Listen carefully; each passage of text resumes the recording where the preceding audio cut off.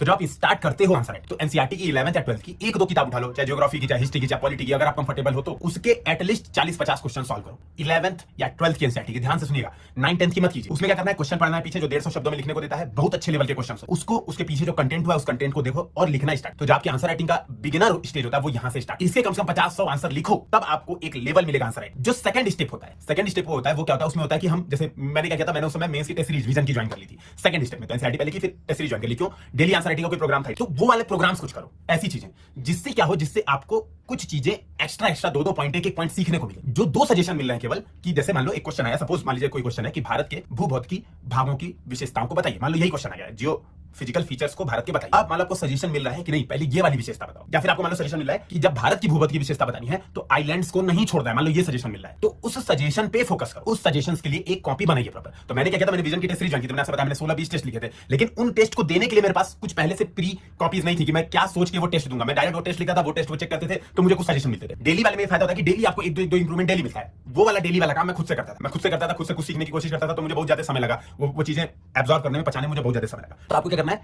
उन सजेशंस के लिए एक कॉपी बनाना, उन कॉपीज में नोट करना है कि मुझे ये वाला सजेशन। तीसरे स्टेज पे हम देखते हैं टॉपर्स कॉपी। ये वाला वो स्टेज होता है जब हम कुछ लिख चुके हैं, ऐसे करीब 400 आंसर, हम 400, 250 आंसर, 300 आंसर लिख चुके होते हैं, तब हम तीसरे स्टेज पे देखते हैं टॉपर्स कॉपी और प्रीवियस ईयर क्वेश्चन। तो ये हमारा तीसरा स्टेज होता है। तो हम क्या करते हैं, हम सॉल्व करते हैं प्रीवियस ईयर क्वेश्चन को और देखते हैं टॉपर्स कॉपी से कि क्या वैल्यू ऐड किया जा सकता है। तो मान लो मैंने फर्स्ट रैंक की कॉपी उठाई 3rd लेवल पे और मैंने एक दो प्रीवियस ईयर 10-12 क्वेश्चन सॉल्व किए। अब मैं देखूंगा कि टॉपर ने चीजों को प्रेजेंट कैसे किया। यही बात मैं लिख रहा हूं, यही बात टॉपर लिख रहा है, तो मेरे और टॉपर में क्या डिफरेंट है।